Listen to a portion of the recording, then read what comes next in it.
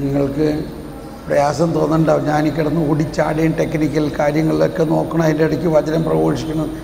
ഇതാണ് ജ്ഞാനത്തിൻ്റെ പുസ്തകത്തിൽ പറഞ്ഞത്, ബഹുമുഖ ജ്ഞാനം. മനസ്സിലായോ? ശരിക്കും എനിക്ക് തന്നെ അറിഞ്ഞുകൂടാ ഞാൻ ഇന്ന് രാവിലെ മുതൽ എന്തെല്ലാം കാര്യങ്ങൾ ഇതിൻ്റെ ഇടയ്ക്ക് ചെയ്യുന്നുണ്ടെന്ന്. ഇതിൻ്റെ ഇടയ്ക്ക് നിങ്ങൾക്കുള്ള USB ഡ്രൈവിൽ കോപ്പി ചെയ്യുന്നു, നിങ്ങൾ CD ഉണ്ടാക്കുന്നതിൻ്റെ MP3 കൺവെർട്ട് ചെയ്യണം. ഇതൊക്കെ എൻ്റെ തലയിലുണ്ട്. ശരിക്കും ബഹുമുഖ ജ്ഞാനമാണ്. ഇത് യൂട്യൂബിൽ അപ്ലോഡ് ചെയ്യണു. അപ്പോൾ അതിൻ്റെ ഡാറ്റ തീർന്നു പോയി. അതിന് ആളുകളോട് പറഞ്ഞ ചാർജ്. എന്തെല്ലാം കാര്യങ്ങളാണ്. രാത്രി മുഴുവൻ ഇന്നലത്തെ വീഡിയോസ് എല്ലാം അപ്ലോഡായി, പല സ്ഥലത്ത് ആൾക്കാർ കണ്ടിട്ട് അതിൻ്റെ ഫീഡ്ബാക്ക് വരണു. ഒരു സഹോദരി അമേരിക്കയിൽ നിന്ന് പറഞ്ഞു, എനിക്ക് ഈ ധ്യാനത്തിൽ ഏറ്റവും സ്പർശിച്ചത് ഇപ്പോഴാണ് കുംഭസാരത്തിൻ്റെ യഥാർത്ഥ ബോധ്യമുണ്ടായത്. എൻ്റെ പാപങ്ങളെല്ലാം കർത്താവ് ഏറ്റെടുത്തിരിക്കുന്നു, ലോകത്തിലുള്ള എല്ലാവരുടെയും ഏറ്റെടുത്തിരിക്കുന്നു, എൻ്റെയും ഏറ്റെടുത്തിട്ടുണ്ട്. അതിൽ ഇന്നതൊക്കെ എൻ്റേതാണ്, അത് ഞാൻ ചെയ്തതാണ്. അതുകൊണ്ട് അതിൻ്റെ കൃപ എനിക്ക് കിട്ടണേ. ഞാൻ ചെയ്തു, അങ്ങ് ഏറ്റെടുത്തു, അങ്ങ് ക്ഷമിച്ചു, അതിൻ്റെ കൃപ അങ്ങയുടെ കയ്യിലുണ്ട്. അതെനിക്കങ്ങനെ കിട്ടും. അതിന് ഞാൻ യേശുവിൻ്റെ അടുത്ത് ചെല്ലണോ, ആ പാപം ഏറ്റു പറയണോ, ആ പാപമൊക്കെ ഞാൻ ചെയ്തതാണ്, ആ XYZ, അതിൻ്റെ കൃപ എനിക്ക്. ABCD വേറെ ആൾ ചെയ്തതാണ്, അവരും ചെയ്തോളൂ. അപ്പോൾ എനിക്കൊരു ഫീഡ്ബാക്ക് തന്നതാണ് പറഞ്ഞത്. അങ്ങനെ ഒരുപാട് പേര് ഇതൊക്കെ കണ്ടുകൊണ്ടിരിക്കുന്നു. അതുകൊണ്ട് ഞാൻ ഈ ഓടിച്ചാടനെ കണ്ടിട്ട് നിങ്ങൾക്ക് പ്രയാസം ഉണ്ടാവണ്ട. ഇത് നമ്മുടെ സ്ഥിരം എല്ലാ ദിവസത്തെയും ധ്യാനത്തിൻ്റെ അവസാന ദിവസമാണ് ഇത്. നിങ്ങൾ ധ്യാനം കഴിയുമ്പോഴേക്കും ഈ സാധനം CD ആയിട്ട് നിങ്ങളുടെ കയ്യിൽ തരണം എന്നുള്ളതാണ്, ഇല്ലേ? അതെനിക്ക് ഭയങ്കര ആനന്ദകരമായ ഒരു കാര്യമാണ്. കാരണം ഈശോയ്ക്ക് ആനന്ദമാണ്. ഇത് കൊണ്ടുചെന്നാൽ ഉടനെ തന്നെ ഇട്ടൊന്ന് കേൾക്കണം. പ്രത്യേകിച്ച് ആദ്യത്തെ ദിവസങ്ങളിൽ നിങ്ങൾ വീണ്ടും കേൾക്കുമ്പോൾ ഇപ്പോഴേ അത് ശരിക്കും മനസ്സിലാവുള്ളൂ. അന്ന് നമ്മൾ ജോലി തിരക്കിൻ്റെ ഇടയിലൊക്കെ പലയിടത്തും വന്നു. ആദ്യത്തെ 1-2 ടോക്ക് കുറച്ചൊക്കെ മനസ്സിലായി, മുഴുവൻ മനസ്സിലാവില്ല. അതിനി രണ്ടാമത് കേൾക്കുമ്പോഴേ അത് ശരിക്കും മനസ്സിലാവുള്ളൂ. എന്തിനു പറയണ്ടേ, എനിക്ക് തന്നെ കുറച്ച് ഞാൻ വീണ്ടും കേൾക്കും, ഇതൊക്കെ ഞാൻ പറഞ്ഞതാണ്. എനിക്കങ്ങ് അത്ഭുതം തോന്നിക്കൂട്ടി, ഇതൊക്കെ ഞാൻ പറഞ്ഞു. അപ്പോൾ ആരാ പറയണത്? പരിശുദ്ധ. എനിക്ക് തന്നെ അത് മനസ്സിലായിട്ടില്ല പലതും. ഞാൻ രണ്ടാമത് കേൾക്കുമ്പോഴാണ്. അപ്പം അതുകൊണ്ട് നിങ്ങളിത് എല്ലാവരും ഒരു റൗണ്ടെങ്കിലും കേൾക്കണം. നിങ്ങളിത് മറ്റുള്ളവർക്ക് കൊടുക്കണം. വേണമെങ്കിൽ കൂടുതൽ കോപ്പി ഒരെണ്ണം എടുക്കുക, കൂടുതൽ ഇവിടെ ഉണ്ടെങ്കിൽ എടുക്കാം, എത്ര വേണമെങ്കിലും എടുക്കാം. ഇത് കോപ്പി ചെയ്ത് മറ്റുള്ളവർക്ക് കൊടുക്കാം. ഒരു കോപ്പിറൈറ്റ് ഫീസും ഇല്ല, ഇതിനൊരു വിലയുമില്ല. പക്ഷേ വിലയുണ്ടതിന് എന്ന് മനസ്സിലാക്കിയാൽ മതി. ഇത് വെറുതെ അല്ലല്ലോ. ആർക്കെങ്കിലും എന്തെങ്കിലും അതിനകത്തേക്ക് കോൺട്രിബ്യൂട്ട് ചെയ്യണമെങ്കിൽ ഒരു ചെറിയ പാത്രം അവിടെ വെച്ചാൽ നിങ്ങൾക്ക് എന്തെങ്കിലും ബഡ്ജറ്റ് ഉണ്ടെങ്കിൽ അതിനകത്ത് ഇടാം, കിട്ടില്ലെന്ന് കുഴപ്പമില്ല. ഓക്കെ, നമ്മളിനി ഒരുപാട് കാര്യങ്ങൾ പറയാനുണ്ട്. നമ്മുടെ സ്വർഗം നരകം ശുദ്ധീകരണ സ്ഥലത്തിലേക്ക് കയറണം. അതിനു മുമ്പ് ആ 16-ാം സങ്കീർത്തനം ഒന്ന് ഞാൻ വിവരിച്ചോട്ടെ. അപ്പോൾ ശരിക്കും നമ്മൾ അതിനകത്തേക്ക് വരും. 16-ാം സങ്കീർത്തനത്തിൽ ഇതുപോലെ 19-ാം സങ്കീർത്തനം പോലെ തന്നെ ഈശോയുടെ ജീവിതത്തിൻ്റെ വലിയ രഹസ്യങ്ങൾ അടങ്ങിയിരിക്കുന്നതും ഈശോ എല്ലാ ദിവസവും പാടി പാടി ആ ദിവസത്തെ കണ്ടുകൊണ്ട് അവസാന ഭാഗത്ത് പാടിയ ഞാൻ എൻ്റെ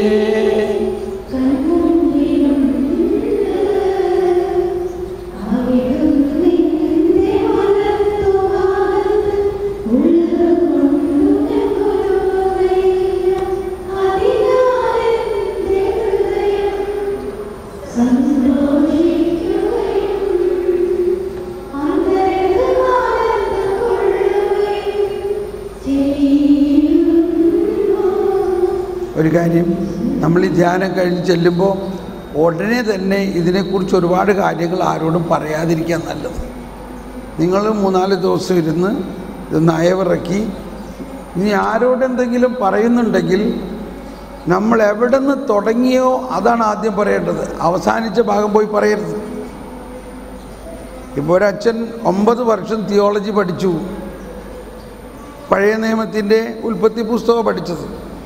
അത് കഴിഞ്ഞ് ഇവിടെ ഒരു ബൈബിൾ ക്ലാസ്സിന് വന്നപ്പോൾ ആദ്യം പറഞ്ഞത് അച്ഛൻ അവസാനം പഠിച്ച കാര്യമാണ്.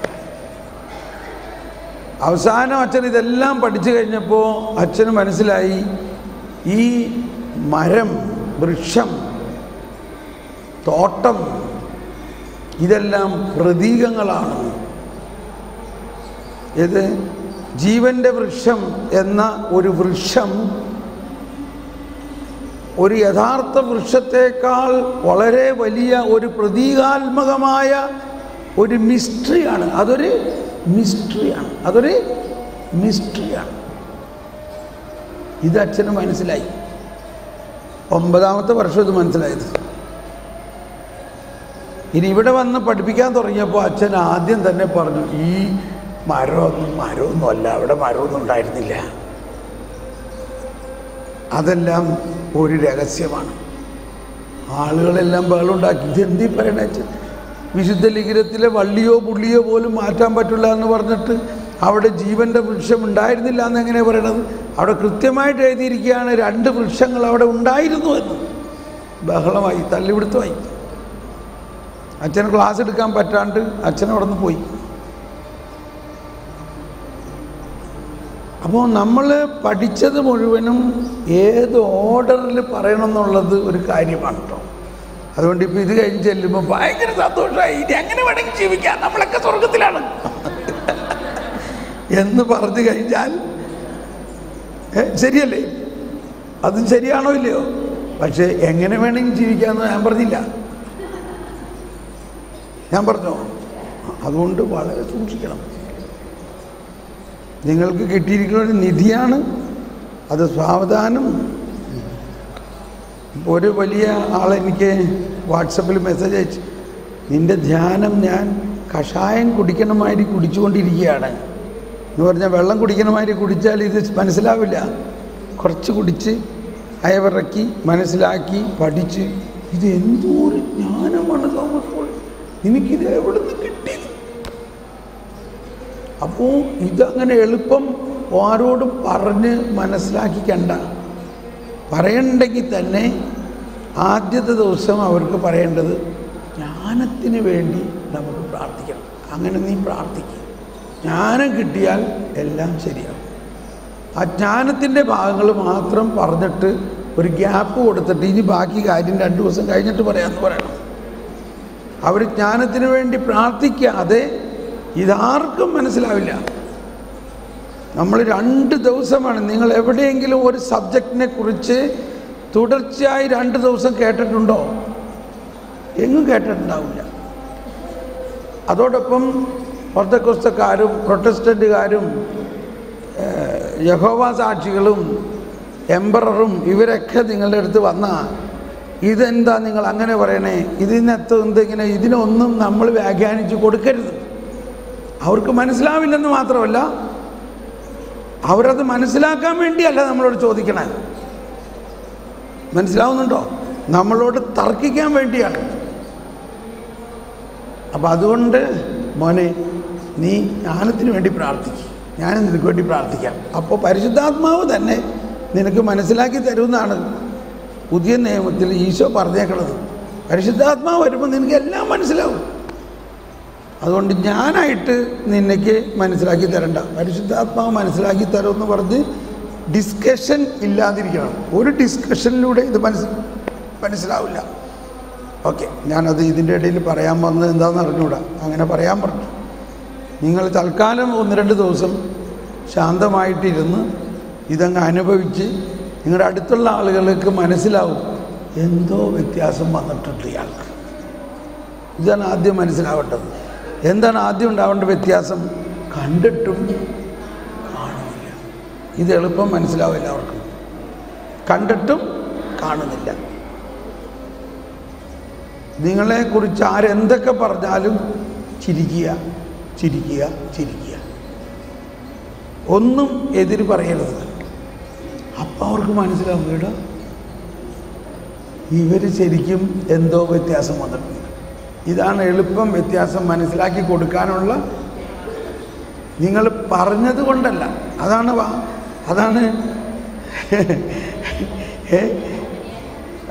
നമ്മുടെ ഫ്രാൻസിസ് പറഞ്ഞു, സുവിശേഷം പ്രഘോഷിക്കുക, ആവശ്യമെങ്കിൽ വാക്കുകൾ.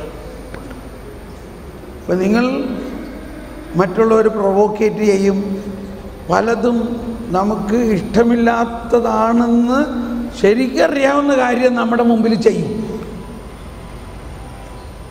അപ്പോൾ നിങ്ങൾ മിണ്ടാതെ, അതെല്ലാം എങ്ങനെ മിണ്ടാതിരിക്കാൻ പറ്റും?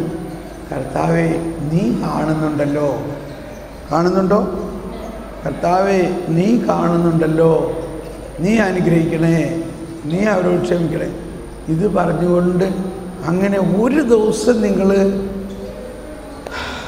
പരിശ്രമിക്കണം. ഒരു ദിവസം കഴിഞ്ഞ് കഴിയുമ്പോൾ നിങ്ങൾക്ക് ഭയങ്കര ഒരു ആനന്ദമുണ്ടാവും. നിങ്ങളങ്ങ് വിജയിച്ചമാതിരി തോന്നും.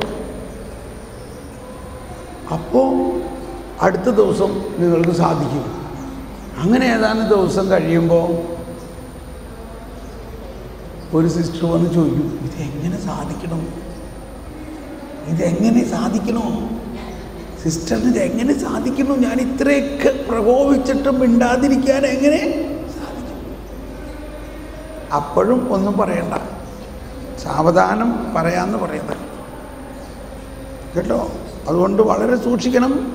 ഇത് കഴിഞ്ഞ് ചെല്ലുമ്പോൾ തന്നെ അവനവിടെ നോക്കിയിരിക്കുകയാണ്. തോറ്റ പാർട്ടി എന്നേ പറയാവൂ. അവന് നമ്മുടെ മേൽ യാതൊരു ആധിപത്യവുമില്ല.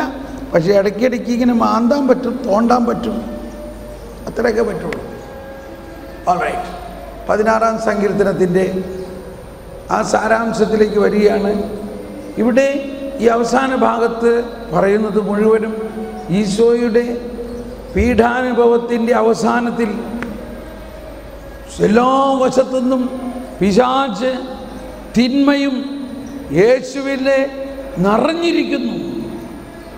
അങ്ങനെ യേശു അത് മുഴുവനും തൻ്റെ ജീവിത ബലിക്കായിട്ട് ഉപയോഗിക്കുന്നു. അതാണ് 1481 നോക്കി. അതായത് പാപം അതിൻ്റെ മൂർധന്യത്തിലെത്തിയപ്പോൾ, പാപം 400 അല്ലല്ലോ, 1000 അവിടെയാണ്, അല്ല 481 അല്ല അതല്ല. അപ്പോൾ 1450 നോക്കി. പാപം അതിൻ്റെ ഏറ്റവും മൂർധന്യ ഭാവം പ്രകടിപ്പിച്ചപ്പോൾ ആ ഒരു ദിവസം കൊണ്ട്, ഒറ്റ രാത്രിയിൽ അല്ലെങ്കിൽ ഒരു ദിവസം കൊണ്ട് എല്ലാ വശത്തുനിന്നും പാപം അതിൻ്റെ ഏറ്റവും ശക്തമായ പ്രകടനം നടത്തിയപ്പോൾ ആണ് യേശുവിൻ്റെ ഹൃദയത്തിൽ നിന്നും കരുണയുടെ ഉറവ പൊട്ടി ലോകം മുഴുവനിലേക്ക് ഒഴുകിയത്.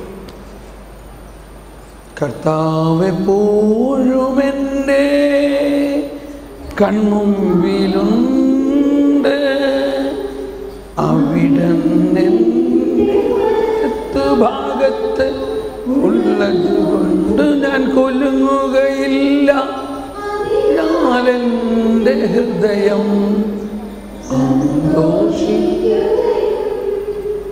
അന്തരംഗ ആനന്ദം കൊള്ളുകയും.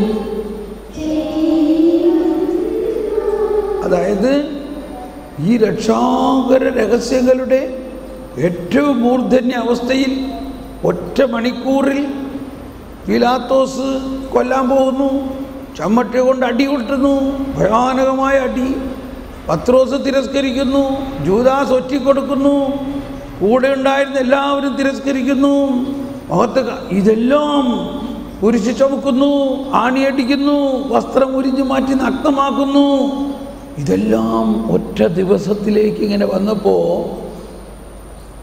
ഈ സമയത്ത് ഹൃദയത്തിൻ്റെ ഉള്ളിലാണ് പിതാവും പരിശുദ്ധാത്മാവും ആയ പൂർണ്ണ ലയനത്തിലാണ് ഈശോ. കർത്താവ് എപ്പോഴും എൻ്റെ, ഈ സമയത്തും കർത്താവ് എൻ്റെ കൺമുമ്പിലുണ്ട്. അവൻ എൻ്റെ കൂടെ ഉള്ളതിനാൽ ഈ സമയത്തും ഞാൻ ഈ സമയത്താണ് പിതാവേ അവരോട് ക്ഷമിക്കണമേ. ഈ സമയത്താണ് ഹൃദയം തുറന്ന് ഉള്ളിൽ നിന്നും ലോകം മുഴുവൻ്റെയും പാപം ഈ പിശാചിൻ്റെ പ്രവർത്തനത്തിലൂടെയും ഇവരുടെ എല്ലാവരുടെയും പ്രവർത്തനത്തിലൂടെയും യേശുവിൽ വന്നിട്ട് യേശു വേദനയും മരണപരാക്രമവും ശരീരം എല്ലാ വശത്തുനിന്നും പീഡിപ്പിക്കപ്പെടുമ്പോൾ അത് യേശു എന്താക്കി മാറ്റി? തൻ്റെ സജീവ ബലിയാക്കി മാറ്റി. ഇനി ബലിയാകാൻ വേറൊരാൾ ഈശോനെ കൊല്ലാൻ വരേണ്ട ആവശ്യമില്ല. പിശാചിനെയും പാപത്തെയും തന്നെ ബലിയർപ്പണത്തിൻ്റെ, തന്നെ വേദനിപ്പിക്കാനും മുറിക്കാനും കൊല്ലാനുമുള്ള ഉപാധികളാക്കി സജീവ ബലിയാക്കി മാറ്റിയ ആ നിമിഷത്തിൽ തൻ്റെ ആത്മാവിൽ നിന്നും ലോകം മുഴുവനിലേക്കും തന്നെ കൊല്ലുന്നവരിലേക്ക് തന്നെയുള്ള കൃപ കരുണ ഒഴുക്കി എന്നുള്ളതാണ്. 1851 CCCയിൽ ഒന്ന് വായിച്ചോളൂ. ക്രിസ്തുവിൻ്റെ പീഡാനുഭവത്തിൽ അവിടുത്തെ കാരുണ്യം പാപത്തെ കീഴടക്കാൻ തുടങ്ങിയപ്പോഴാണ് പാപം അതിൻ്റെ അക്രമഭാവം, അതിൻ്റെ വൈവിധ്യവും ഏറ്റവും വ്യക്തമായി വെളിപ്പെടുത്തിയത്. വിശ്വാസമില്ലായ്മ,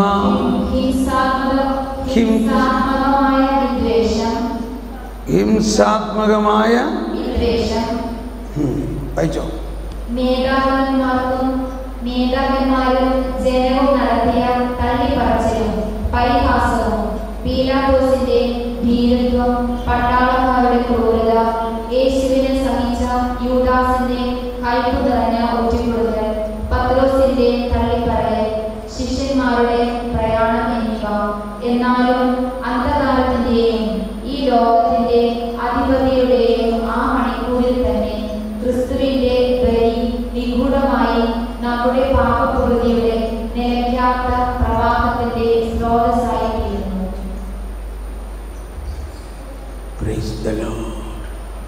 ഈ സമയത്താണ് ഈശോ ചിന്തിച്ചിരിക്കാവുന്ന സങ്കീർത്തനം ഇതാണ്: കർത്താവ് എപ്പോഴും എൻ്റെ കൺമുമ്പിലുണ്ട്,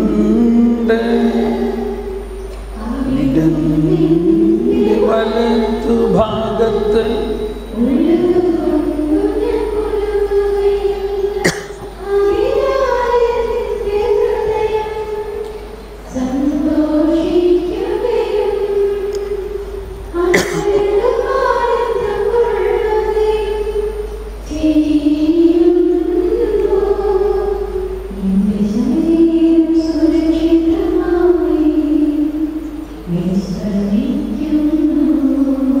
ഇവിടെ മരിച്ചു കഴിഞ്ഞു പോകും.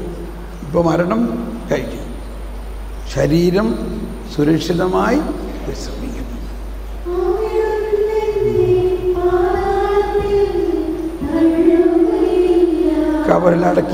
കബറടക്കം കഴിഞ്ഞു. അനുവദിക്കുകയില്ല.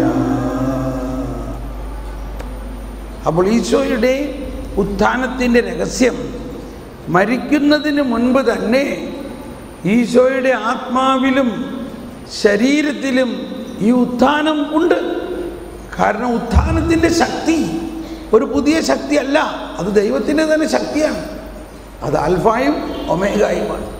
ആ സർവാധിത ശക്തിക്ക് യേശുവിനെ ആ തന്നെ ഭരിപ്പിക്കാനും തന്നെ ഉയർപ്പിക്കാനും അധികാരം യേശുവിന് കൊടുത്തിട്ടുണ്ട്. അതുകൊണ്ടാണ് യേശുവിൽ തന്നെയുള്ള ശക്തി കൊണ്ടാണ് യേശു ഉയർത്തത്. വേറെ ആരും വന്നവിടെ ഉയർപ്പിക്കുകയല്ല ചെയ്തത്. അതാണ് നമ്മൾ ഈസ്റ്റർ എഗ് ഈസ്റ്ററിന് നിങ്ങൾ ഈസ്റ്റർ എഗ് കൊടുക്കാറുണ്ടോ? എന്താണ് ഈസ്റ്റർ എഗ്ഗിൻ്റെ അർത്ഥം? ഈസ്റ്റർ എഗ്ഗിൻ്റെ അർത്ഥം എന്താ? ഈ കോഴിമുട്ട കോഴി അടയിരുന്നാൽ കോഴിയല്ല കൊത്തി പൊട്ടിച്ച് കുഞ്ഞിനെ പുറത്തു കൊണ്ടുവരുന്നത്. ഈ കുഞ്ഞിൽ തന്നെ, ഈ മുട്ടയുടെ ഉള്ളിൽ തന്നെ അതിനെ രൂപപ്പെടുത്തി അതിന് ചിറക് വെച്ച്, എന്ത് മനോഹരമാണ്, അതിന് ചുണ്ട് വെച്ച്, അതിന് കുഞ്ഞ് കണ്ണ് വെച്ച് ആ ജീവൻ ഉണ്ടാകുന്നത് ഈ മുട്ടയുടെ അകത്ത് തന്നെ ഉണ്ട്. അങ്ങനെ അത് പൂർണ്ണ സമയമാകുമ്പോൾ, സമയം സമാഗതമാകുമ്പോൾ, സമയം പൂർത്തിയാകുമ്പോൾ ഈ കുഞ്ഞ് ഉള്ളിൽ നിന്ന് പൊട്ടിച്ച്, ഉള്ളിൽ നിന്ന് അതിൻ്റെ കല്ലറ പൊട്ടിച്ച്, അല്ലെങ്കിൽ ഉള്ളിൽ നിന്ന് ആ കുഞ്ഞ് തന്നെ പൊട്ടിച്ച് പുറത്തു വരും. അതാണ് ഈസ്റ്റർ എഗ്. തള്ള പൊട്ടിച്ചിട്ടല്ല കുഞ്ഞ് പുറത്തു വരുന്നത്, അതിൽ തന്നെ അതിന് ശക്തി കൊടുത്തിരുന്നു. ആ അർത്ഥത്തിലാണ് നമ്മൾ ഈശോയുടെ ഉത്ഥാനത്തെ മനസ്സിലാക്കേണ്ടത്. കർത്താവ് എപ്പോഴും എൻ്റെ കൺമുമ്പിലുണ്ട്, അവിടം ഭാഗത്ത് ഉള്ളത് കൊണ്ട് ഞാൻ. ഇത് ഈശോ മരിക്കുന്ന സമയത്ത് ഇങ്ങനെ തന്നെയാണ്. അപ്പോൾ ആ അർത്ഥത്തിലാണ് യോഹന്നാൻ്റെ സുവിശേഷം 10-ാം അധ്യായത്തിൽ 17-18 വചനങ്ങൾ പറയുന്നത്. യോഹന്നാൻ 10:17-18.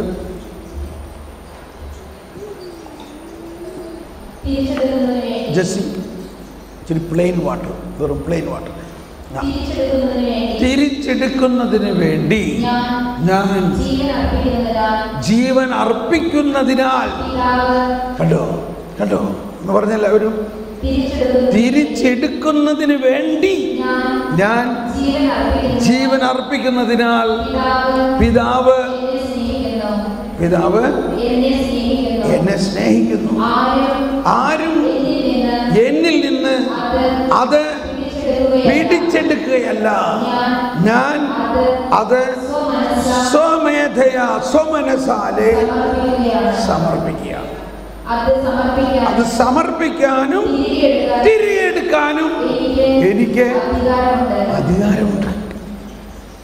Praise the Lord. അതാണ് അവൻ ഒറ്റിക്കൊടുക്കപ്പെട്ട രാത്രിയിൽ അവൻ സ്വമേധയാ തന്നെ തന്നെ സമർപ്പിച്ചു. അവൻ സ്വമേധയാ സമർപ്പിക്കുമ്പോൾ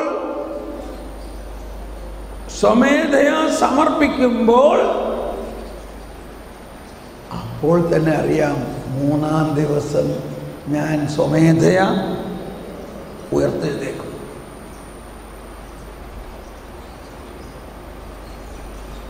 സമർപ്പിക്കുമ്പോൾ തന്നെ അവൻ്റെ ആ സമർപ്പണത്തിൽ അവനെ ഉയർപ്പിക്കാനുള്ള ശക്തി കൃത്യസമയത്ത് ഒരു ടൈം ബോംബ് പോലെ പൊട്ടി പുറത്തു വരും.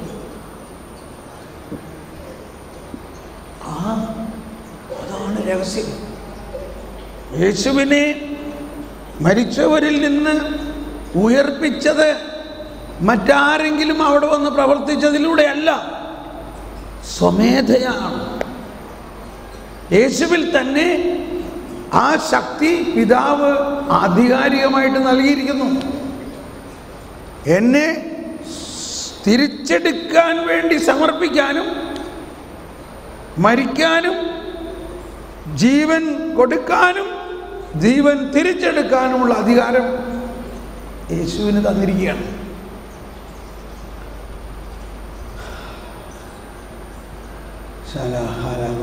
ഒന്നത് സ്വീകരിക്കാൻ പറ്റുമോ നോക്കിയേ, ഉൾക്കൊള്ളാൻ പറ്റുമോ നോക്കിയേ.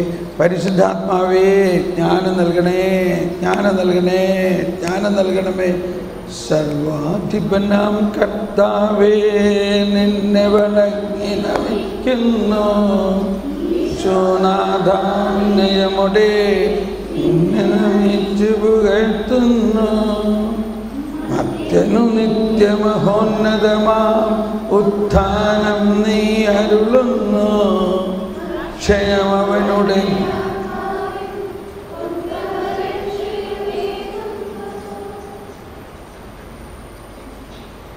ഈശോയുടെ മരണം. അപ്പോൾ നമ്മൾ സാവധാനം ഇനി മരണത്തെക്കുറിച്ച് സംസാരിക്കും കേട്ടോ. ഉയർപ്പിനെക്കുറിച്ച് നമ്മൾ കേട്ടു. മരണം എന്നത് ഒരു സാഡ്, ഒരു ദുഃഖകരമായ കാര്യമല്ല. മരണം എന്നത് ഇപ്പം നമ്മൾ കേട്ടു, ഉയർപ്പിനെക്കുറിച്ച് കേട്ടു. നിങ്ങൾ ഉയർക്കണോ?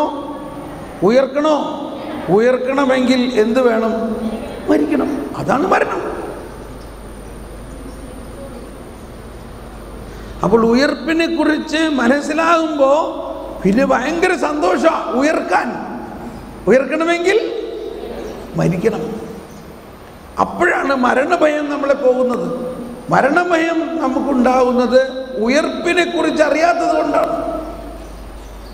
മർത്യനു നിത്യമഹോന്നതമാം ഉത്ഥാനം നീ അരുളുന്നു.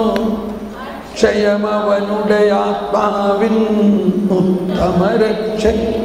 അപ്പോൾ മർത്യന് നിത്യമഹോന്നതമായ, അവൻ്റെ ജീവിതത്തിന് നിത്യമഹോന്നതമായ കാര്യം എന്താണ്? അവൻ്റെ ഉയർപ്പാണ്. ആ ഉയർപ്പ് ഒന്ന് കൈവീശി കാണിച്ചേ. ഇപ്പോഴേ ഉറങ്ങല്ലേ, മരിക്കല്ലേ എന്ന് പറയാൻ പോയതായിരുന്നു. വിവേകത്തോടെ സംസാരിക്കാൻ, ദൈവദാനങ്ങൾക്കൊത്ത് ചിന്തിക്കാനും ദൈവമേ എനിക്ക് കൃപ തരണേ. അതുകൊണ്ട് എന്തോരം കാര്യങ്ങളാണ് ഞാൻ ഈ പൊട്ടത്തരങ്ങൾ പറയണില്ലേ.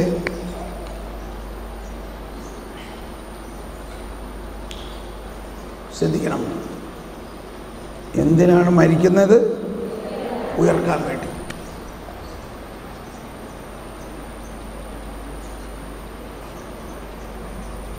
മരിക്കാതെ ആർക്കും ഉയർക്കാൻ പറ്റില്ല. ഈശോ തന്നെ ഉയർക്കാൻ വേണ്ടിയാണ് വന്നിരിക്കുന്നത്. അതുകൊണ്ടാണ് ഈശോ മരിച്ചത്. ആ മരിക്കുന്ന സമയം, മരണം എന്ന് പറഞ്ഞാൽ ഉയർപ്പിന് വേണ്ടിയുള്ള ഒരുക്കമാണ്. മരണം എന്ന് പറഞ്ഞാൽ ആത്മാവും ശരീരവും വേർപെടുന്നു എന്നേ അർത്ഥമുള്ളൂ. മരണത്തിൽ ആത്മാവ് ശരീരവും വേർപെടുന്നു. ഈശോയുടെ മരണത്തിൽ ഈശോയുടെ ആത്മാവും ശരീരവും വേർപെട്ടു എങ്കിലും ആത്മാവിൽ നിന്നോ ശരീരത്തിൽ നിന്നോ ദൈവത്വം വേർപെടുന്നില്ല. ആത്മാവിൽ നിന്ന് വേർപെട്ടും ദൈവത്വം വേർപെടുന്നില്ല എന്നുള്ളത് എളുപ്പം മനസ്സിലായി ഇല്ലേ? ആത്മാവ് ദൈവത്തിലേക്ക് പോകുന്നു. എന്നാൽ ഈശോയുടെ ശരീരം മണ്ണിൽ നിന്നല്ല, വിണ്ണിൽ നിന്നുണ്ടായ ശരീരം, പാപമില്ലാത്ത ശരീരം, ദൈവികത നിറഞ്ഞ ശരീരം. ആ ശരീരത്തിൽ ആത്മാവിലുള്ളതുപോലെ തന്നെ ദൈവത്വം ഉണ്ട്. മലങ്കര കുർബാനയിൽ വിഭജനം ചെയ്യുന്ന സമയത്ത് വൈദികർ രഹസ്യമായി പ്രാർത്ഥിക്കുന്ന പ്രാർത്ഥനയിലാണ് ഇത് പറയുന്നത്. CCCയിലും ഉണ്ട്. CCCയിൽ ഈശോയുടെ ആ ഉത്ഥാനത്തെക്കുറിച്ചുള്ള ഭാഗത്തുണ്ട്. അവൻ്റെ ശരീരത്തിൽ നിന്ന് ദൈവത്വം വേർപെടുന്നില്ല. ആ ദൈവത്വം ഈ ശരീരത്തെ മർത്യതയിൽ നിന്നും അമർത്യമാക്കുന്നു. മർത്യമായ ശരീരത്തിൽ ദൈവത്വം ഉണ്ടായിരുന്നല്ലോ. ഈ മർത്യത ഇവിടെ മരിച്ചു. മർത്യത മരിച്ചു, ഇനി ആ ശരീരം അമർത്യമായി മാറുന്നു. അതാണ് പറയുന്നത്, അവൻ്റെ ശരീരം ജീർണിക്കാൻ അനുവദിക്കയില്ല. ആ ദൈവത്വം, യേശുവിൻ്റെ ശരീരത്തിൻ്റെ പ്രത്യേകത, യേശു ശരീരത്തിലായിരിക്കുമ്പോൾ ദൈവവും മനുഷ്യനുമാം, ദൈവവും മനുഷ്യനുമാം എന്നെ വായി. ആ ദൈവ മനുഷ്യൻ്റെ ശരീരത്തിലുള്ള ദൈവത്വം മരിക്കുമ്പോൾ, മരണമെന്ന് പറയുന്നത് ശരീരവും ആത്മാവും വേർപെട്ടു എന്നേ ഉള്ളൂ. ശരീരത്തിലുള്ള ദൈവത്വം വേർപെടുന്നില്ല. ആ ദൈവത്വം ഈ ശരീരത്തിൽ അതിനെ പുനരുജ്ജീവിപ്പിച്ച്, പുനർജന്മമല്ല,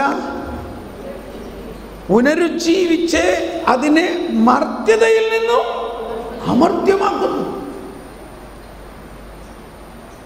മർത്യമായ അവസ്ഥയിൽ നിന്നും. ഇതാണ് സർവാധിപനാം കർത്താവ്, ഇതാണ് ദൈവത്തിൻ്റെ സർവാധിപൻ. അപ്പം ഇതാണ് ഈ സങ്കീർത്തനത്തിൻ്റെ വിഷയം. ഈ സങ്കീർത്തനത്തിൻ്റെ വീണ്ടും പാടാം. കർത്താവ് എപ്പോഴും എൻ്റെ കൺമുമ്പിലുണ്ട് എന്ന് പറഞ്ഞാൽ ഞാൻ മരിച്ചപ്പോഴും കർത്താവ് എൻ്റെ കൂടെ തന്നെയുണ്ട്. എൻ്റെ ശരീരവും മരിച്ചു എന്ന് പറഞ്ഞാൽ എൻ്റെ ശരീരവും ആത്മാവും വേർപെട്ടു. കർത്താവ് എപ്പോഴും എൻ്റെ മുമ്പിലുണ്ട്. മരിച്ചപ്പോഴും എൻ്റെ ആത്മാവിലും എൻ്റെ ശരീരത്തിലും കർത്താവ് എപ്പോഴും എൻ്റെ കൺമുമ്പിലുണ്ട്. അവിടെ ഭാഗത്ത് ഉള്ളത്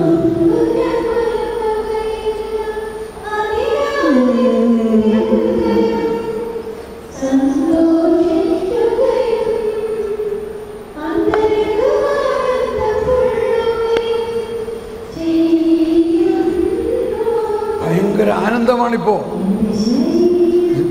ഇപ്പൊ എന്താണ് ആനന്ദം? ഇനി നിമിഷ നേരങ്ങൾ കൊണ്ട് ഈ മർത്യ ശരീരം അമർത്യമാകാൻ പോവുകയാണ്. എൻ്റെ ശരീരം രക്ഷിതമായി, എൻ്റെ ശരീരത്തിന് ഒരു കുഴപ്പം പറ്റിയില്ല. എൻ്റെ ശരീരത്തിൻ്റെ ദൈവത്വം അവിടെയുണ്ട്. അത് സുരക്ഷിതമായി ശാന്തമായി ഉറങ്ങുന്നു. എൻ്റെ താളത്തിൽ തള്ളുകയില്ല. ക്ലിയർ ആയില്ലേ? ഇപ്പൊ ക്ലിയർ ആയല്ലോ. അവിടെ എന്നെ പാതാളത്തിൽ തള്ളുകയില്ല. ഇവിടെ പരിശുദ്ധൻ ജീർണിക്കാൻ അനുവദിക്കുകയില്ല. ശരിക്ക് ഒന്ന് ഇടയ്ക്ക് ചിന്തിക്കണം. ഇത് ശരിക്ക് ഈശോ മരിക്കണ നേരത്തെ എഴുതിയ മാതിരിയാ തോന്നണേ, ഇല്ലേ? ഈശോയുടെ മരണവും ആ മരണത്തിൻ്റെ പുനരുത്ഥാനവും മുൻപിൽ കണ്ടുകൊണ്ട് യേശുവിന് 1000 വർഷങ്ങൾക്ക് മുൻപ് എഴുതപ്പെട്ടിരിക്കുന്നു ഇത്. അപ്പോൾ ഇത് ഈശോയുടെ മരണവും പുനരുത്ഥാനത്തെക്കുറിച്ചാണ്. ഈശോ എല്ലാ ദിവസവും പാടിയിരുന്നു എന്നാണ് പറയണത്, എല്ലാ ദിവസവും. അതുകൊണ്ടാണ് ഇതൊന്ന് വേഗം സംഭവിക്കാനായിട്ട് ഈശോ ദാഹിച്ചിരിക്കുന്നു. ഇനി ഇതിൻ്റെ ആദ്യ ഭാഗം നോക്കണം.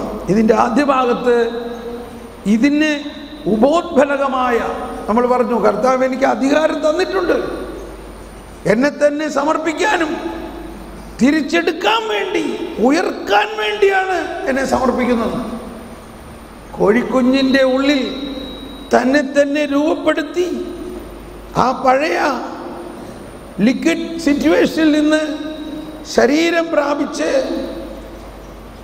കൊത്തി പൊട്ടിച്ച് പുറത്തു വരാനുള്ള ആ ജീവൻ പോലെ തന്നെ യേശുവിൻ്റെ പഴയ മർത്യമായ അവസ്ഥയിൽ നിന്നും അമർത്യമായ ജീവനിലേക്ക് പ്രവേശിക്കാൻ യേശുവിന് തന്നെ സ്വയം അധികാരമുണ്ട്. പിതാവ് കൊടുത്തിട്ടുള്ളതാണത്. അതെല്ലാം യോഹന്നാൻ 5-ാം അധ്യായത്തിൽ ഉണ്ട്. ഇപ്പം നമ്മൾ എടുക്കുന്നില്ല, അത് നിങ്ങൾ വായിച്ചാൽ മതി.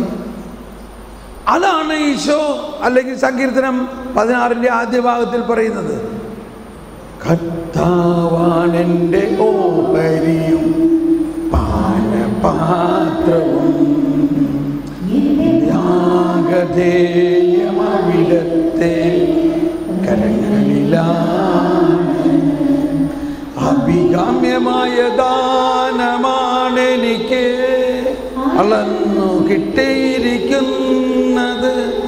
നിശ്ചയമായ അവകാശം എനിക്ക് ലഭിച്ചിരിക്കുന്നു. ഉപദേശം നൽകുന്ന കർത്താവിനെ ഞാൻ വാഴ്ത്തുന്നു. ിലും എൻ്റെ അന്തരംഗത്തിൽ പ്രബോധനം. അതിനു മുമ്പ്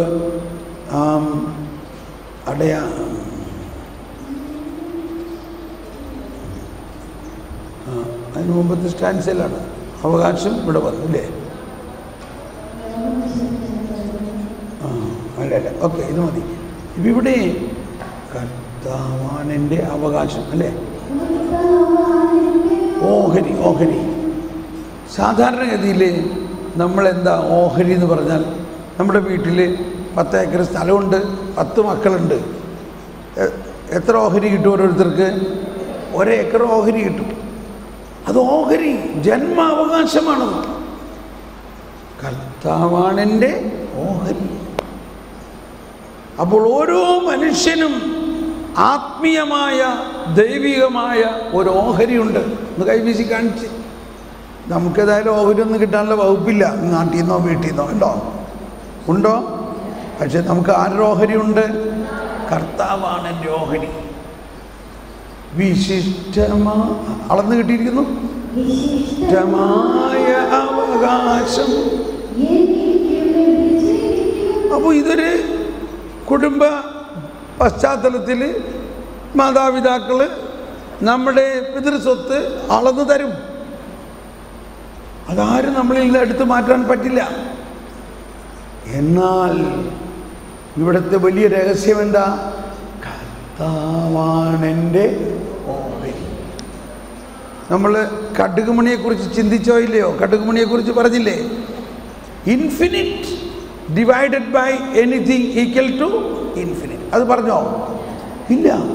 അയ്യോ, അത് ഇതുവരെ പറഞ്ഞില്ലേ? Infinite divided by anything equal to infinite. നിനക്ക് കടുകുമണിയോളം വിശ്വാസമുണ്ടെങ്കിൽ എന്ന് പറഞ്ഞാൽ ഇൻഫിനിറ്റ് ആയ ദൈവത്തിൽ നിന്നും ഒരു ഓഹരി, ഒരു ചെറിയ പോർഷൻ കിട്ടിയാൽ അത് എത്രയുണ്ട്? Infinite divided by anything equal to infinite. ഇത്രയെങ്കിലും മാത്തമാറ്റിക്സ് കൊണ്ട് നമുക്കൊരു പ്രയോജനമുണ്ട് ഇല്ലേ? Infinite divided by anything.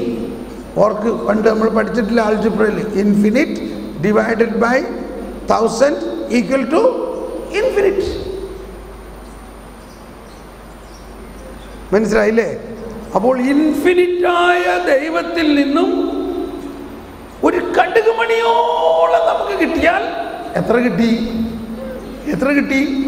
മുഴുവനും കിട്ടി, ഇൻഫിനിറ്റ് കിട്ടി. അതാണ് ഈശോ പറഞ്ഞതിൻ്റെ അർത്ഥം. നിനക്കൊരു കടുകുമണിയോളം വിശ്വാസമുണ്ടെങ്കിൽ ഈ മലയോട് മാറാൻ പറഞ്ഞാൽ മാറും. നിനക്കൊരു കടുകുമണിയോളം വിശ്വാസമുണ്ടെങ്കിൽ എന്ന് പറഞ്ഞാൽ, വിശ്വാസം എന്ന് പറഞ്ഞാൽ ദൈവത്തിലുള്ള സഹവാസമാണ് എന്ന് പറഞ്ഞാൽ എല്ലാവരും. വിശ്വാസം എന്ന് പറഞ്ഞാൽ ദൈവത്തിലുള്ള സഹവാസമാണ്. ദൈവം നിന്റെ കൂടെ ഉണ്ട്. അത് എത്രത്തോളം ഉണ്ടെങ്കിൽ? ഒരു കടുകുമണിയോളം ഉണ്ടെങ്കിൽ നിന്നിൽ എന്തോരം ഉണ്ട്? മുഴുവനുണ്ട്. എന്തുകൊണ്ട്? ദൈവം ഇൻഫിനിറ്റാണ്. ഇവിടെ വലിയൊരു ഓസ്തി വാഴ്ത്തി, അത് ഈശോയായി കുർബാനയിൽ. ആ ഈശോനെ അങ്ങനെ തന്നെ നമുക്ക് തരികയാണോ? അതിനെ ഒടിച്ച് മുറിച്ച് അതിൽ നിന്നൊരു കഷ്ണം നമുക്ക് തന്നോ? അതിൽ മുഴുവനുണ്ടോ?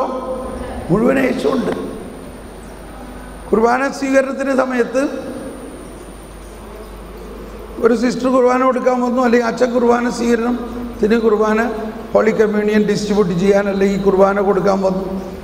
ആളുകൾ വന്നു, കൊടുത്തു പോയപ്പോൾ ഇനി ഓരോ അവസ്ഥയുള്ളൂ. അപ്പോഴേക്കും 3-4 പേരും കൂടി ചാടി എഴുന്നേറ്റ് വന്നേക്കണം. ചേട്ടാ, നിങ്ങൾക്ക് നേരത്തെ വരായിരുന്നില്ലേ? ഇനിയിപ്പോൾ എന്ത് ചെയ്യും? ഇവർ പറഞ്ഞു വിടാൻ പറ്റുമോ? അപ്പോൾ എന്ത് ചെയ്യും? ഇതിനെ വീണ്ടും ഒടിച്ചു. അങ്ങനെ ഒടിച്ച് ഒരു ചെറിയ കഷ്ണം കൂടി ഉള്ളപ്പോൾ വേറെ 2 പേരും കൂടി വന്നു. ഇനി എന്ത് ചെയ്യും? അതിനെ വീണ്ടും ഒടിച്ചു. അവസാനം കിട്ടിയത് ഒരു തരിയാണ്. ഒരു കംപ്ലൈൻറ്റും ഇല്ല ആർക്കും. അവർ തൃപ്തിപ്പെടുന്നുണ്ടോ? എന്തുകൊണ്ട് തൃപ്തിപ്പെടുന്നു? ഈ ഒരു തരിയിൽ ഈശോ മുഴുവനായിട്ടുണ്ടെന്ന് ഒരു സാധാരണ മനുഷ്യന് തന്നെ വിശ്വസിക്കാൻ പറ്റുന്നുണ്ടല്ലോ ഈ കാര്യത്തിൽ. അതാണ് ഈശോ പറഞ്ഞത് കടുക് മണി എന്ന് പറയുന്നതിൻ്റെ അർത്ഥം. ഒരു കടുക് മണിയോളം എന്ന് പറഞ്ഞാൽ size of the mustard seed എന്ന് പറഞ്ഞാൽ ഇൻഫിനിറ്റ് ആയ ദൈവത്തിൻ്റെ ഫാൻ ഓഫ് ഇത് ഒരു ചെറിയ ഭാഗം നമുക്ക് കിട്ടുകയാണെങ്കിലും ആ ചെറിയ ഭാഗത്തിൽ കർത്താവ് മുഴുവനായിട്ടുണ്ട്. ആ അർത്ഥത്തിലാണ് ഇവിടെ പാടുന്നത്, കർത്താവാണെൻ്റെ പാനപാത്രവും.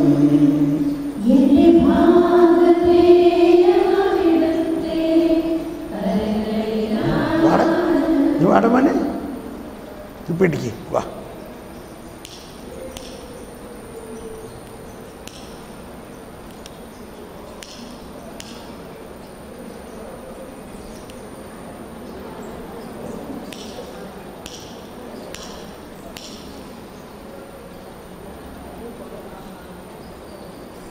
അവൻ മടുത്തു പോയി. ദീർഘക്ഷമ. ഫാൻ ഇതുകൊണ്ട് ഗുഡ് ബൈ.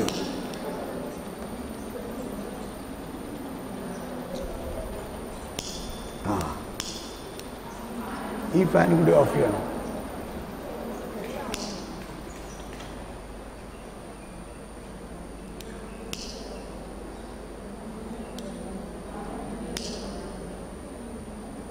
ഇത് എവിടെ ഉണ്ടാക്കിയ മെഴുതിരിയാണപ്പ? ചങ്ങനാശ്ശേരി പ്രൊഡക്ഷൻ.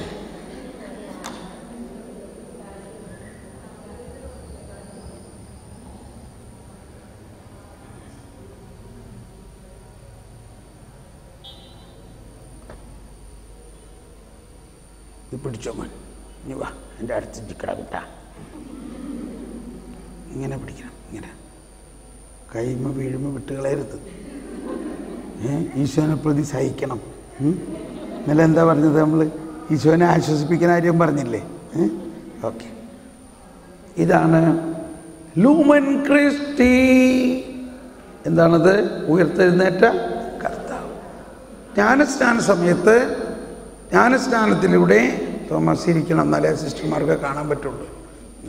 നീ അവിടെ ഇരുന്നുകൊണ്ട് ഈ ഉയർത്തെഴുന്നേറ്റ കർത്താവാണ് ഈ മെഴുകുതിരി. ക്രിസ്ത്യാനികൾ മാത്രം മെഴുകുതിരി കത്തിക്കാറുള്ളൂ, വേറൊരു മതത്തിലും മെഴുകുതിരിയില്ല.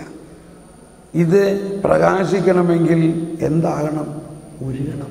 ഉരുകിയാലേ പ്രകാശം വരുള്ളൂ. ഇപ്പോഴത്തെ വിഷയം ജ്ഞാനസ്നാനം. ഇവന് ജ്ഞാനസ്നാനം മുഖ്യ സമയത്ത്, നിങ്ങൾ ജ്ഞാനസ്നാനം സ്വീകരിച്ച സമയത്ത് എന്ത് ചെയ്തു? ഈ പ്രകാശത്തിൽ നിന്ന് ഒരു കടുകുമണി പ്രകാശം നിങ്ങൾക്ക് തന്നു. ഇപ്പം എത്ര കിട്ടി? കുറച്ച് കിട്ടിയുള്ളോ? മുഴുവനും കിട്ടിയോ? മുഴുവൻ കിട്ടിയോ? മുഴുവൻ കിട്ടി. കർത്താവാണെൻ്റെ ഓഹരിയും പാനപാത്രവും അഗ്നിയാഗധേയമവിടത്തെ കൈകളിലാണ്. അഭികാമ്യമായ ദാനമാണെനിക്ക് അളന്ന് കിട്ടിയിരിക്കുന്നത്. ഇഷ്ടമായ അവകാശം എനിക്ക് ലഭിച്ചിരിക്കുന്നുണ്ടോ? ഇതാണ് ഇപ്പോൾ ജ്ഞാനസ്നാനം സ്വീകരിച്ചതിലൂടെ ക്രിസ്തു നിങ്ങളിൽ പൂർണ്ണമായി ഉണ്ടോ? ഇത് പഴയ നിയമത്തിലാണോ പുതിയ നിയമത്തിലാണോ? ഒന്ന് ഉച്ചത്തിൽ പറഞ്ഞേ. ഇതാണ് പുതിയ ഉടമ്പടി. പഴയ ഉടമ്പടിയിൽ ഈ വ്യവസ്ഥിതിയില്ല. അത് കാലഹരണപ്പെട്ട ഉടമ്പടിയാണ്. പക്ഷേ ആ ഉടമ്പടിയിലുള്ളതും അതിനേക്കാൾ കൂടുതലും നമുക്ക് പുതിയ ഉടമ്പടിയിൽ കിട്ടുകയാണ്. അപ്പോൾ പുതിയ ഉടമ്പടി വന്നപ്പോൾ കാലഹരണപ്പെട്ടു എന്ന് വിചാരിച്ച് വിഷമിക്കണ്ട. അതിൽ പറഞ്ഞിരിക്കുന്നതിനേക്കാൾ കൂടുതൽ പുതിയ ഉടമ്പടിയിൽ നമുക്ക് കിട്ടുകയാണ്. എന്താണ് നമുക്ക് കിട്ടിയിരിക്കുന്നത്? അവിടെ പ്രവാചകന്മാർ മുഖേന ദൈവം വെളിപ്പെട്ടുവെങ്കിൽ ഇവിടെ സ്വപുത്രനെ തന്നെ നമുക്ക് നൽകിയിരിക്കുന്നു. കുഞ്ഞാടിൻ്റെ രക്തം കൊണ്ട് അവർ തെളിച്ചുവെങ്കിൽ പുതിയ ഉടമ്പടിയിൽ സ്വപുത്രൻ്റെ രക്തം നമുക്ക് പാനം ചെയ്യാൻ തന്നുകൊണ്ട് ആ ക്രിസ്തുവിൻ്റെ ജീവൻ നമുക്ക് നൽകിയിരിക്കുന്നു. All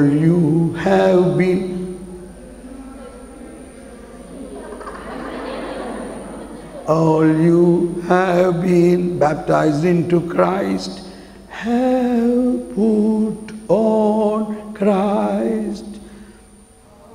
അത് ഗലാത്യ 3:27. ഇത് ബൈസൻ്റെൻ ലിറ്റർജിയിൽ അവർ ഈസ്റ്റർ കാലഘട്ടത്തിലെല്ലാം പാടുന്നതാണ്. സിസ്റ്റർ ഒന്ന് പാടാമോ? ഗ്രീക്കിൽ പാട്ട് അറിയില്ല. All you have been ക്രിസ്തുവിനോട് ഐക്യപ്പെടാൻ വേണ്ടി സ്നാനം സ്വീകരിച്ചിരിക്കുന്ന നിങ്ങളെല്ലാവരും ക്രിസ്തുവിനെ ധരിച്ചിരിക്കുന്നു. ക്രിസ്തുവിനോട് ഐക്യപ്പെടാൻ വേണ്ടി ജ്ഞാനം സ്വീകരിച്ചിരിക്കുന്ന നിങ്ങളെല്ലാവരും ക്രിസ്തുവിനെ ധരിച്ചിരിക്കുന്നു. All you have been baptized into Christ have put on Christ. Hallelujah. എല്ലാവരും all you have been baptized into Christ have put on. ശരിക്കും ഫാനൊന്നും ഇല്ലാണ്ടിരുന്ന് ഉരുകിക്കൊണ്ടിരിക്കുകയാണ് ഇപ്പം. അങ്ങനെ ഉരുകുമ്പോഴാണ് പ്രകാശം. Good bye. ഓക്കെ, കെടുത്തിക്കോ. ഇത് കൊണ്ടുപോയിക്കോ. അപ്പോൾ എന്ത് സംഭവിച്ചു? ഫാനുകളൊക്കെ ഇട്ടോ. എന്ത് സംഭവിച്ചു? ഇതാണ് കർത്താവ് പുതിയ ഉടമ്പടിയിലൂടെ നമുക്ക് നൽകിയിരിക്കുന്ന ഓഹരി. അപ്പോൾ ഓഹരി അളന്ന് കിട്ടിയിരിക്കുന്നു എന്ന് പറയുമ്പോൾ നമ്മുടെ അപ്പന് 10 ഏക്കർ സ്ഥലമുണ്ട്, 10 മക്കൾക്ക് 1 ഏക്കർ വെച്ച് കൊടുക്കുന്നു എന്ന് പറയുന്നത് ഭൗതികമായ ഒരു സമ്പത്താണ്. അത് ദൈവരാജ്യത്തിൻ്റെ നിത്യതയുള്ള 10 ഏക്കറാണെങ്കിൽ ഓരോ മക്കൾക്കും എത്ര ഏക്കർ വെച്ച് കിട്ടും? ഓരോ മക്കൾക്ക് എത്ര ഏക്കർ വെച്ച് കിട്ടും? 10 ഏക്കർ വെച്ചല്ലേ. ഇതാണ് വ്യത്യാസം. അഭികാമ്യമായ ദാനമാണെനിക്ക്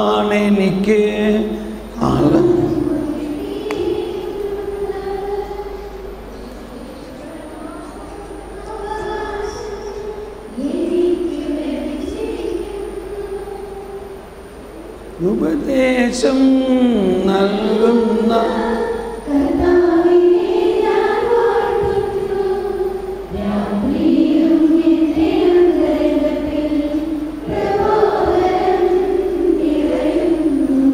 Praise the Lord.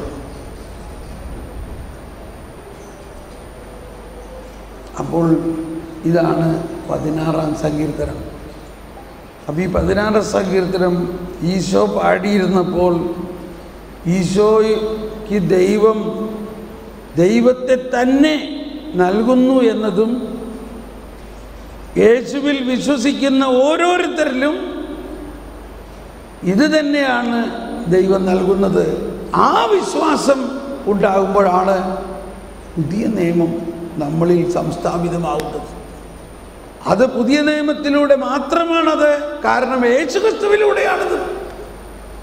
യേശുവിൻ്റെ ആത്മാവ് കൊണ്ട് നിറഞ്ഞ് നമ്മളെല്ലാവരും ദൈവമക്കളായിരിക്കുന്നത് കൊണ്ട് യേശുവിന് കിട്ടിയ അവകാശം ദത്തുമക്കളായ നമുക്ക് കിട്ടുന്നു.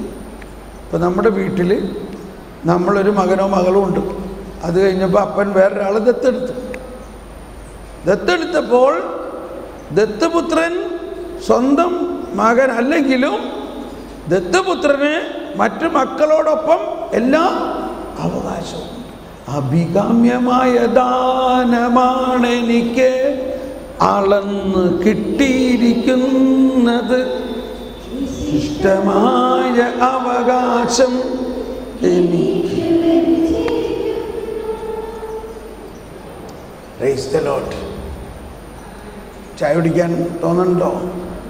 ചായ കുടിച്ചിട്ട് വരാൻ വേഗം പോയിട്ട്. ഇന്ന് നമ്മളുടെ പദ്ധതി ഇങ്ങനെ ആയിരിക്കും. നമ്മൾ 1 മണി വരെ ഈ ക്ലാസ് തുടരും. 1 മണിക്ക് നമ്മൾ ഭക്ഷണത്തിന് പോകും.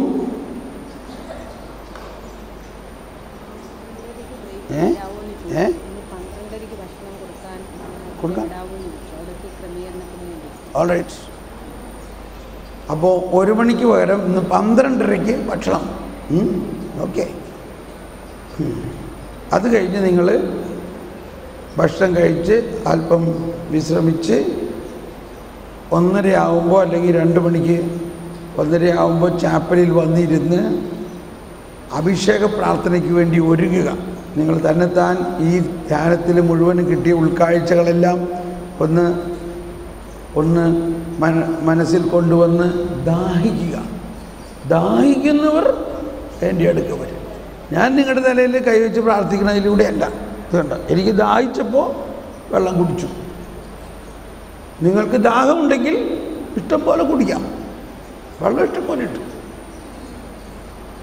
വെള്ളം ഇഷ്ടം പോലെ ഇട്ട്. നിങ്ങൾക്ക് വേണോ? അപ്പോൾ ദാഹമില്ല. അപ്പോൾ ദാഹം വലിയൊരു പോയിൻ്റാണ്. അപ്പോൾ ഇടയ്ക്ക് സിസ്റ്റർമാർ പുറത്ത് പോയി കുടിക്കുന്നുണ്ട്. വേറെ ഒരു സിസ്റ്റർ വന്ന് 2 ഗ്ലാസ് എടുത്ത് കുടിച്ചു. അപ്പോൾ ഈ സിസ്റ്റർ 1 ഗ്ലാസ് കുടിച്ചോളൂ. അപ്പോൾ പറഞ്ഞ് കുടിച്ചോ, വെള്ളം ഇഷ്ടം പോലെ ഉണ്ട്. ഇല്ല, ഇപ്പം ദാഹമില്ല. പരിശുദ്ധാത്മാവ് ജീവജലം ഉറവയായിട്ട് ധാരാളമായിട്ട് ഒഴുകുന്നു. പക്ഷേ ദാഹമുണ്ടെങ്കിൽ വിശ്വാർത്ഥത്തിലാണ് പറഞ്ഞത്, ദാഹിക്കുന്നവർ എൻ്റെ അടുക്കൽ വരട്ടെ. ഇത് പഴയ നിയമമാണോ? പുതിയ. ഞാനിത് ഇടയ്ക്കിടയ്ക്ക് പറയുന്നത്, ഇത് കഴിഞ്ഞാൽ നിങ്ങൾക്കെതിരെ ഉണ്ടാകാൻ പോകുന്ന, എനിക്കെതിരെ ഉണ്ടാകാൻ പോകുന്ന അറ്റാക്ക് ഇതാണ്.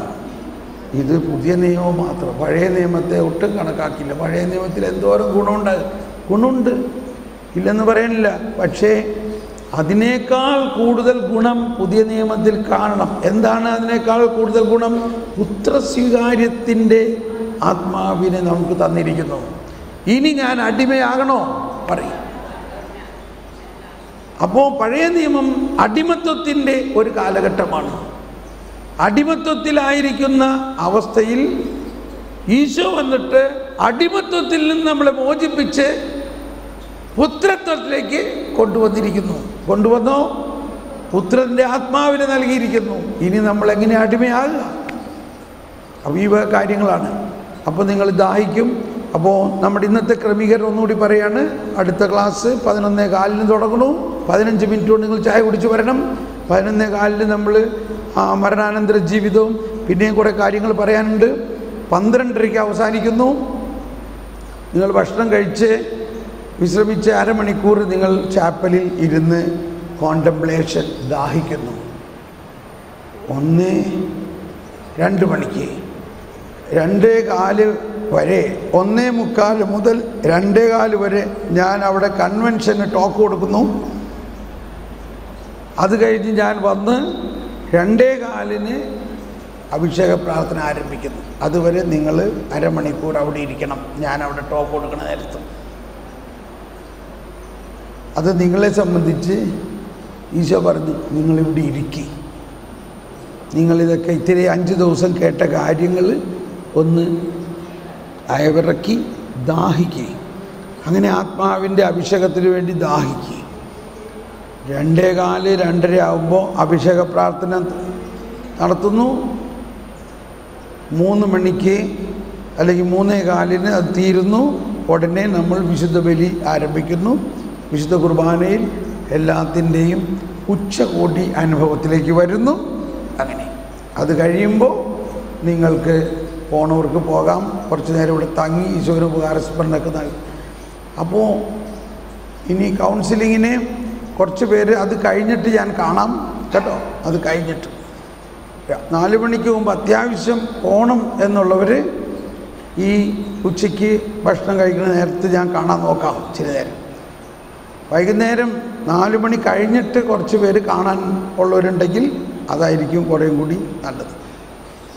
ഓക്കെ, നമുക്ക് കർത്താവെ ഒന്ന് സ്തുതിച്ച് നന്ദി പറഞ്ഞുകൊണ്ട് നമുക്ക് ചായ കുടിക്കാൻ പോകാം.